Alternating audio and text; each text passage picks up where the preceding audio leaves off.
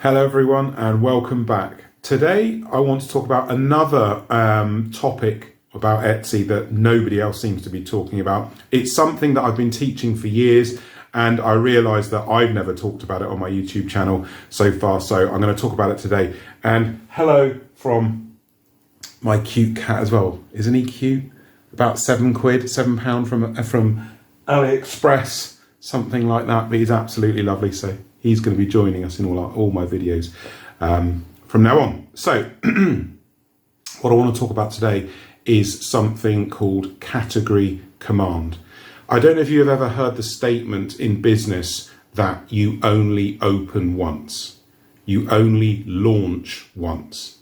So it's something that just happens one time. And in the case of your Etsy store, category command is one of the most powerful things you can utilize in the first 3 to 6 months of your store's life, and pretty much nobody does it. All the people that I've spoken to and that I teach, they didn't know about it, and I've got them to do it, and they've seen a massive benefit from it. So let me explain what this is all about. So most sellers, when they open an Etsy store, so if you're a new seller or a growing Etsy seller, if you've got 20 items, 30 items, 40 items, you could probably still introduce category command into your store workflow. It's not too late. So if you're a new store, growing store, you can probably still do this. I'd say that once you get over 60, 70 items, chances are it's probably too late, but anything lower, you should be able to start doing this.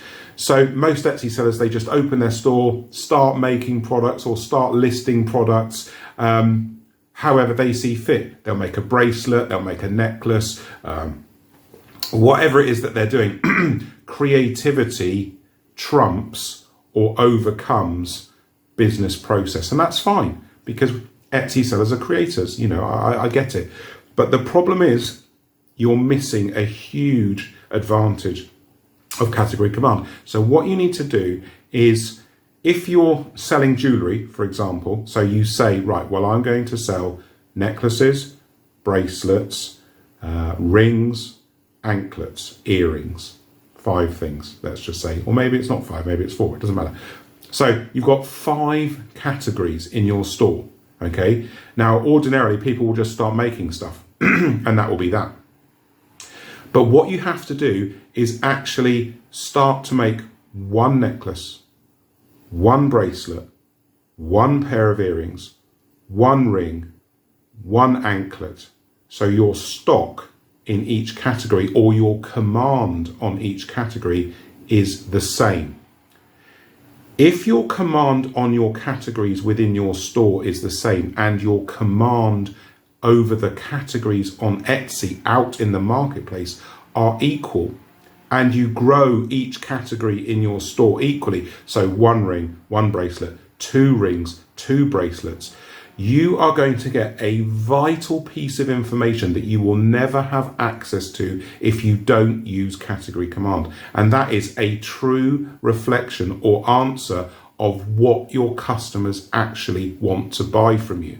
Once you do category command and you grow your category, so 5 rings, 5 bracelets, 10 rings, 10 bracelets, you will get a true answer from your customers as to what they want.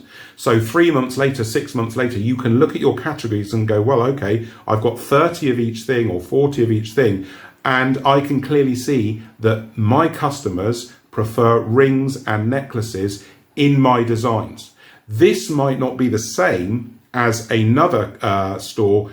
They might like anklets or bracelets. Who knows? You don't know. So the point is, category command then tells you after 3 to 6 months what categories to push into to make more sales. Because if you list 20 bracelets and 2 earrings, that's not a fair representation. Your bracelets have got an advantage in the Etsy marketplace because there's more of them.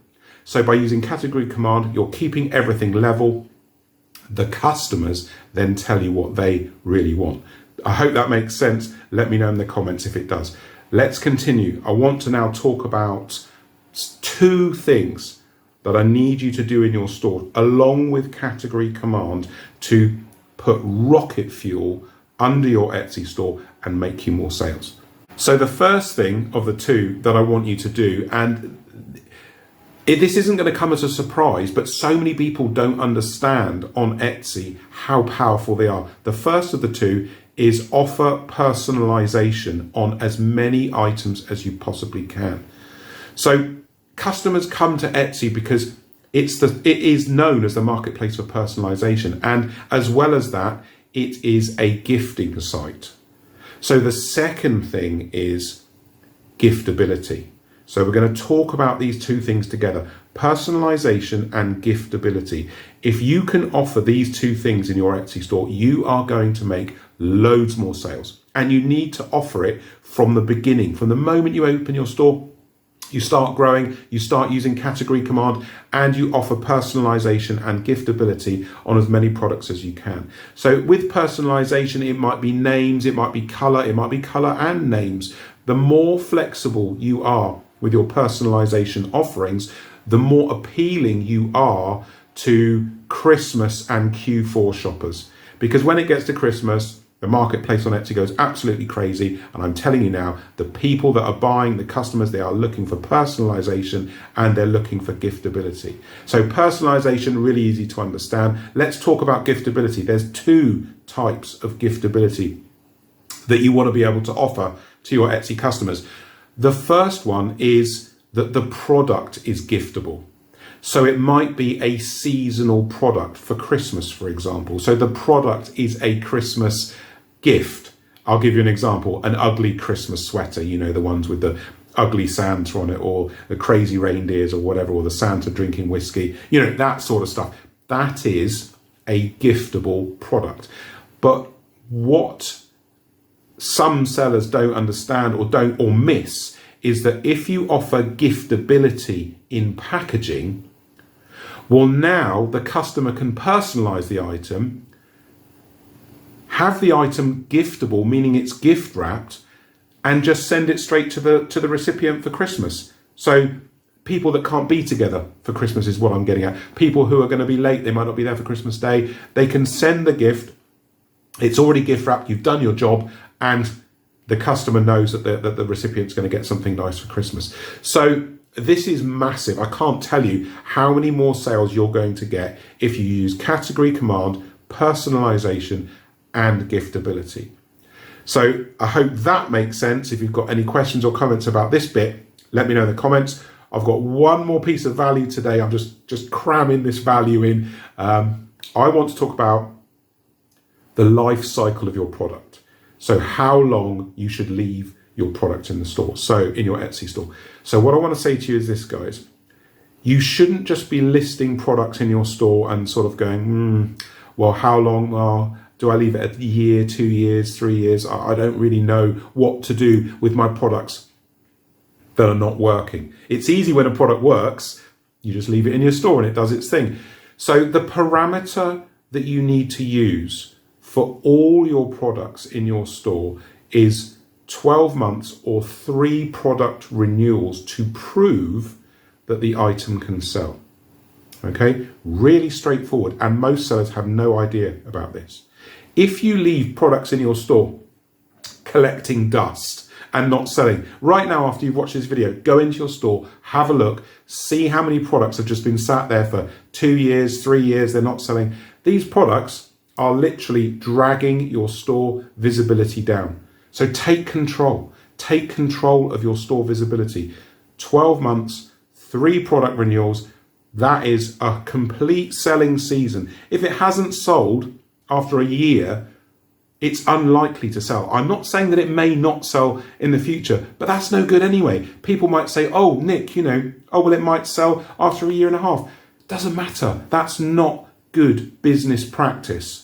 That's like leaving stuff on shelves in bricks and mortar stores because you think, oh, well, it might sell after 2 or 3 years. No store that is on the pulse, that is on product development, that is on making a solid future for themselves is going to think like that.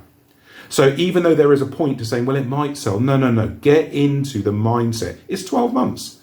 12 months is an eternity in selling online, an eternity. If it hasn't worked by then, move on. Keep your store fresh. Keep growing. Let's get these products swapped over. Let's get the dead stuff out and new products in. So that is it for today's video. I hope you've enjoyed it. I hope you got value out of it. Get into my comments. Tell me what you thought of the video. Tell me what you think about category command. Are you using personalization and giftability? And will you use the 12-month life cycle for your products? I'll see you in the next video soon. Cheers.